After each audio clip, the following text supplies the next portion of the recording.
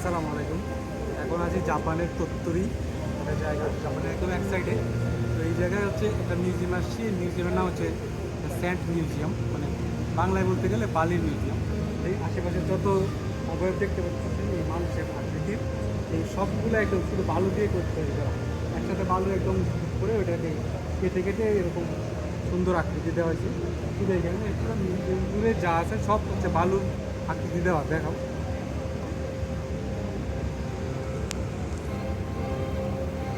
যে এটা হচ্ছে জাপানের না বৌদ্ধদের মন্দির।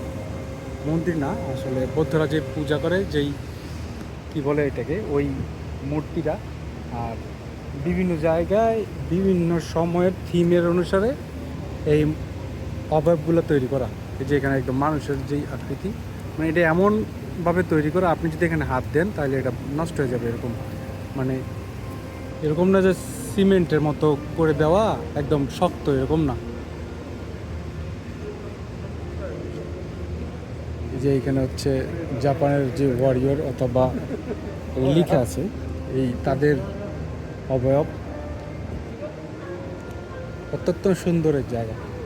এখানে হচ্ছে এই মিউজিয়ামে ঢুকতে আমাদের জনপ্রতি খরচ হয়েছে হচ্ছে 800 ইয়েন। এই মূল মূর্তিটা দেখতেছেন, এটা একদম সম্পূর্ণ বালু দিয়ে তৈরি, শুধু বালু।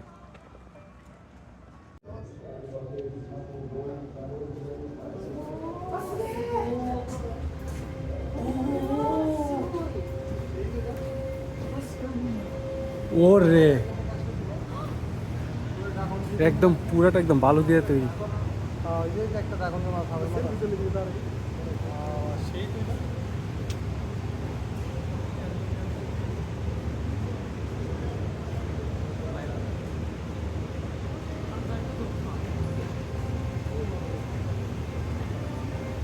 যা দেখতেছেন সব একদম বালু দিয়ে তৈরি, শুধু বালু।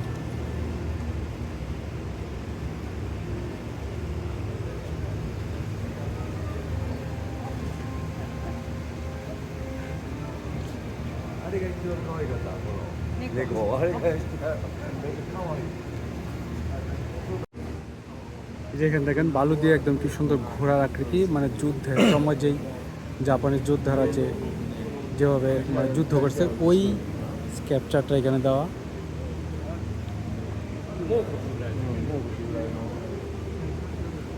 আর এখানে হচ্ছে জাপানের রাজা অথবা নিনজা, হয়তোবা নিনজা রাজা, আমি জানি না, ওদের অবয়বে হচ্ছে এই বালু দিয়ে এটা তৈরি করা। এত নিখুঁত, আসলে এটা জাপান নিজ দিয়েই সম্ভব, এত নিখুঁত শুধু বালু দিয়ে। এই লোকের নাম হচ্ছে ম্যাথিউ পেরি। উনি 1853 সালে হচ্ছে জাপানে প্রবেশ করে এই শিপের মাধ্যমে। তো এই শিপ দিয়ে উনি প্রথম জাপানে আসে আর কি। তো ওনার এই অবয়বে এখানে এটা তৈরি করা হয়েছে। এই প্রত্যেকটা থিমের সাথে লেখা আছে যে আসলে এই যে এখানে লেখা আছে এটা কের আদলে বানানো হয়েছে। এত নিখুঁত,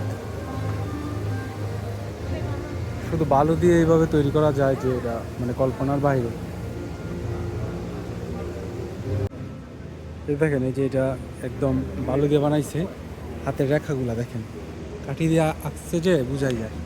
কিন্তু এই যে এখানে আমি এই ভিডিওটা করার উদ্দেশ্য হচ্ছে এটা যে কীভাবে মানে একদম এই যে নিচে দেখছেন বালুগুলা, এই বালু দিয়ে এটা তৈরি করা। এখানে হচ্ছে বালু একসাথে চাপ দিয়ে দিয়ে তারপর এটা কাইটা কাইটা বানাইছে। আর এই যে এই সাইডটা দেখছেন, এই অংশটা, এই যে এই অংশটা এখানে একটু হাত টাত লাগছে হয়তো কারো, বালি পড়ে গেছে। জিনিস এই যে এটা হচ্ছে হিরোশিমাতে যে বম মারছিল, যে পিস মেমোরিয়াল মিউজিয়াম যেটা, ওইটা বানাইছে হচ্ছে বালি দিয়া। কিছুদিন আগে যে হিরোশিমা ঘুরতে গেছিলাম এই জায়গাটা দেখার জন্য। আর এইখানে এটা হচ্ছে বালি দিয়ে তৈরি করছে। এই পাশে হচ্ছে এখনকার হিরোশিমার অবস্থা আর কি, মানে বোম মারার পরে যে কত শান্তি বা উন্নয়ন করছে ওরা, ওইটার একটা পার্থক্য তুলে ধরছে। এই সাইড হচ্ছে একদম হিরোশিমার সিটি থিমটা তুলে ধরছে, আর এইখানে হচ্ছে বম মারার সময় কী অবস্থা হয়েছিল ওইটা। আমি এখন মিউজিয়ামের দ্বিতীয় তলায়, তো এখান থেকে পুরো মিউজিয়ামটা খুব সহজে দেখা যায়। যে এখান থেকে বুঝতে পারবেন যে বালি ফালায় এটা বানানো হয়েছে। দেখেন সেই সুন্দর।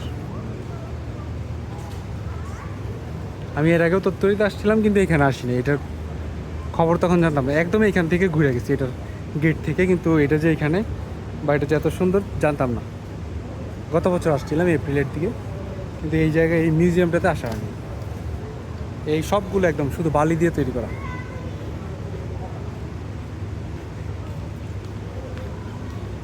এটা হচ্ছে জাপানের তত্তরিতে sand museum, the sand museum, এর ভিতরে এটা তৈরি করা।